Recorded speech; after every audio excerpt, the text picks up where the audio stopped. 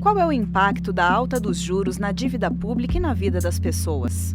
Juros altos, dívida pública e lucro dos bancos, tudo isso em meio ao declínio da economia e baixa do PIB.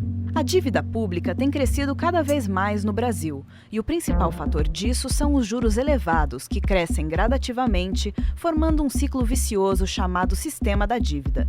Esse ciclo possui duas diretrizes que envolvem um rígido ajuste fiscal, com corte de gastos e de investimentos públicos, privatizações e aumento de tributos.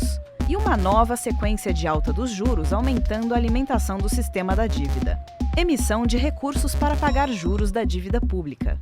Paralelamente a isso, os bancos criam um lucro muito alto e excedente aos anos anteriores. Os juros elevados praticados pelo Banco Central do Brasil é o principal fator de crescimento da dívida pública interna. A Selic, taxa básica de juros, é definida pelos próprios representantes do mercado financeiro junto ao Banco Central.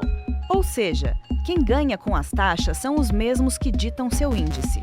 Vira lei e ponto final. Em 2014, a Selic era de 11% ao ano. Em 2015, a Selic subiu 30%.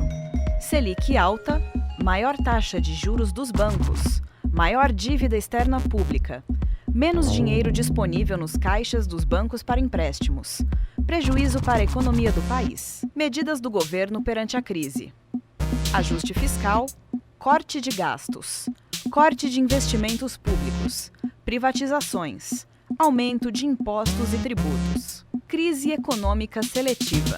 Bancos recebem os maiores juros do mundo. O Banco Central tira do mercado financeiro R$ 1 trilhão. Restringe o volume de moeda em circulação.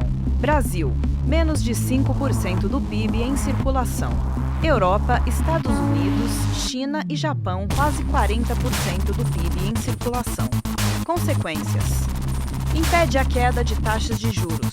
Usa a desculpa para este procedimento de conter a alta inflação. Tudo que gera a dívida pública com alta taxa de juros torna ainda mais grave o cenário do nosso país, pois o governo impõe um rigoroso ajuste nas contas e corte de gastos,